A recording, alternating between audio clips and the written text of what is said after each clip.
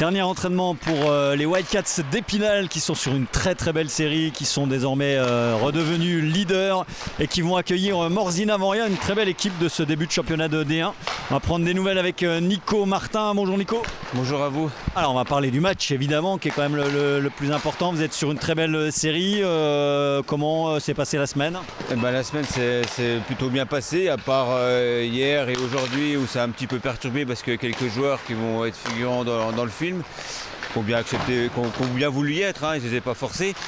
Donc voilà, un petit peu une semaine particulière, mais autrement, comme ça a été dit, on est sur une belle prestation les week-ends derniers et invaincu à domicile, donc on veut le rester.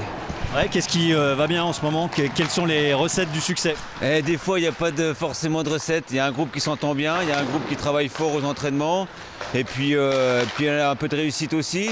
Donc tout ça mis bout à bout fait qu'en ce moment, ça se passe plutôt bien. Maintenant, voilà, Morzine, c'est quand même pour moi la surprise de cette année. Par rapport aux autres saisons, là, ils ont une équipe qui est vraiment solide et ils le prouvent chaque week-end aussi. Donc ça va être, je pense, une grosse bataille. Bon, vous l'avez évoqué, il y a évidemment ce match, mais aussi ce tournage du film Connemara, l'adaptation du roman de Nicolas Mathieu, dans lequel vous avez un rôle. Donc vous êtes le coach dans ce film-là. Ouais, tout à fait. Après, j'en parlerai quand j'aurai fini de tourner. Moi, ça débute aujourd'hui et demain pour moi, mais voilà, c'est une belle parenthèse pour moi et puis pour le club aussi. Mais voilà, c'est sûr qu'on va rester quand même focus sur notre match. Mais ouais, de côtoyer un petit peu ce milieu-là, c'est enrichissant et ça fait plaisir. On va aller voir ça dans un instant dans le local technique. Et puis on va aller voir aussi Antoine Bonvalot qui reste sur de très très grosses prestations. C'est aussi ça quand même, la recette du moment. Vous prenez beaucoup moins de buts qu'en début de saison. Oui, c'est vrai qu'après, j'aime pas dire que tout repose sur un joueur parce que c'est jamais très le cas. Mais c'est vrai que Antoine est sur une période vraiment solide. Et il nous aide vraiment à gagner les matchs. Et donc après c'est ce qu'on attend d'un gardien, mais c'est sûr que des fois quand notre défense, on a pu le voir quand même cette saison, était assez perméable. Antoine est là, donc voilà, c'est vrai que lui en ce moment, félicitations à lui, et s'il peut tenir ça jusque fin avril, c'est tout ce bonheur que je lui souhaite.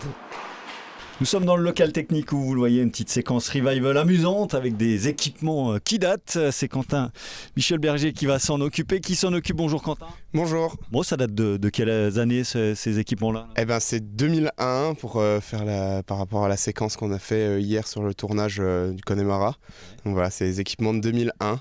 Donc évidemment, c'est pas tous les bons équipements, mais on fait ce qu'on peut pour que ça donne le change au niveau de la caméra. On a fait de la récup un peu partout avec les contacts qu'on a, et ça dépanne bien d'avoir des contacts parce que sans ça, on n'aurait jamais eu tout ce qu'on a eu là en casque, en culotte et tout ça.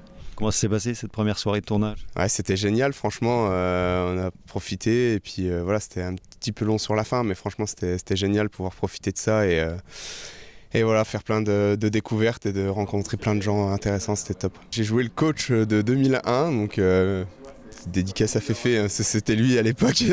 Non, j'ai joué son rôle, voilà, donc juste figurant dans le vestiaire, voilà, donc peut-être qu'on verra ma tête, peut-être pas, je sais pas, on verra, mais c'était cool en tout cas. Ça fait un petit peu de boulot en plus, il faut nettoyer, il faut laver aussi les équipements de l'époque, on peut aller jeter un œil? Ouais, bien sûr, on va aller jeter un œil, et puis je vais vous montrer les reliques. Ah, ceux-là, on les a bien connus, ceux-là, vraiment les dauphins là. Voilà, l'époque des dauphins avec des noms bien connus aussi, donc non, c'était cool franchement, pouvoir refaire ces maillots-là avec ici Michika.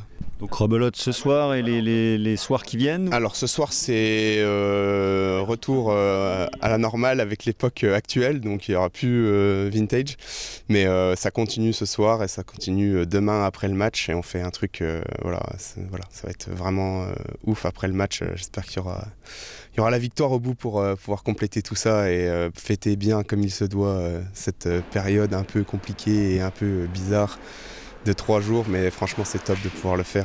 Avec Antoine Bonvalot. Bonjour Antoine. Bonjour. Bon, tout va bien en ce moment, hein, vraiment.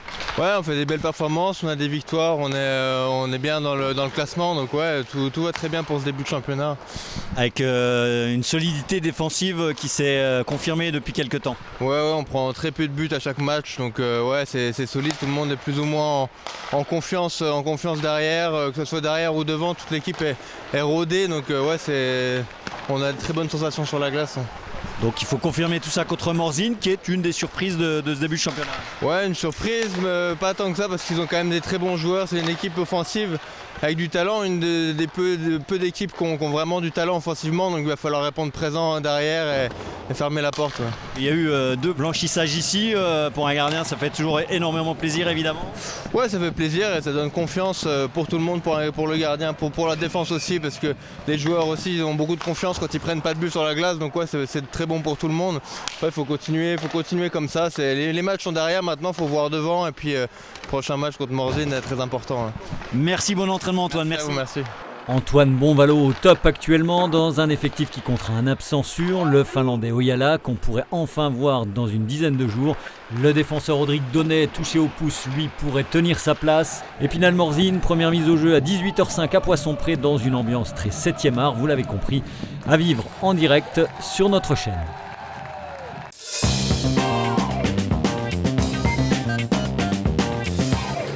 Dans le reste de l'actualité sportive, à noter tout d'abord le report du match de National 3 entre l'US Raon-l'Étape et les SR Colmar, prévu ce samedi, cela en raison des récentes chutes de neige. Les Raonais vont donc pouvoir se pencher sur la préparation de la réception du FC Metz, club de Ligue 2 au 8e tour de la Coupe de France. Après plusieurs rebondissements, la rencontre a été fixée au vendredi 29 novembre à 19h30 au stade Paul Gasser.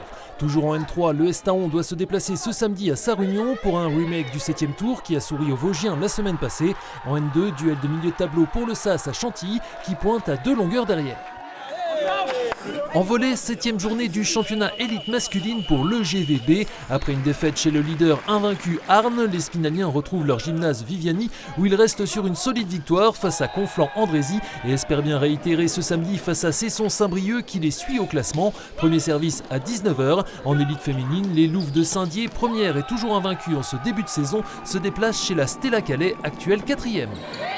Toujours au rayon des sports collectifs du handball, après avoir connu la défaite chez les 2 co-leaders de cette poule de National 2, les Spinaliennes figurent toujours sur le podium mais vont devoir défendre chèrement leur 3e place ce samedi soir face à leur poursuivant direct Lonvic qui compte le même nombre de points. Coup d'envoi à 20h30 au Palais des Sports, Émilie Wolf. En cyclocross, place à la traditionnelle double épreuve proposée par le cycle golbéen, avec tout d'abord samedi celui dit de la Saint-Nicolas sur l'habituel circuit rue de la Prairie au bord de la Moselle, qui sera emprunté en sens inverse le lendemain dimanche. Départ de la course U17 féminine et Masters de plus de 40 ans à 11h, 14h30 pour les U19 hommes, U23 élite et les autres Masters. Ouverture de la saison de Bike and Run ce dimanche dans les Vosges avec la 2e édition de celui de Saint-Nabord organisé par le TROC, le club de triathlon Romary-Montin qui quitte son site de la Grange-Puton où il organisait notamment son duathlon sur ses images pour prendre ses quartiers sur le stade des Perrets. 3 courses pour les jeunes au programme et une pour les adultes, un format S long de 12 km à parcourir en duo, l'un à pied, l'autre à vélo. Enfin, 2 épreuves de running ce dimanche avec tout d'abord la montée de la Madeleine, dernière course de montagne du département. Départ unique à 10h du Géoparc de Saint-Dié en direction du col du Haut-Jacques avec au choix 15 km pour 700 mètres de dénivelé positif ou 10 km pour 500 mètres de montée. Un petit format également accessible aux marcheurs, inscription possible sur place.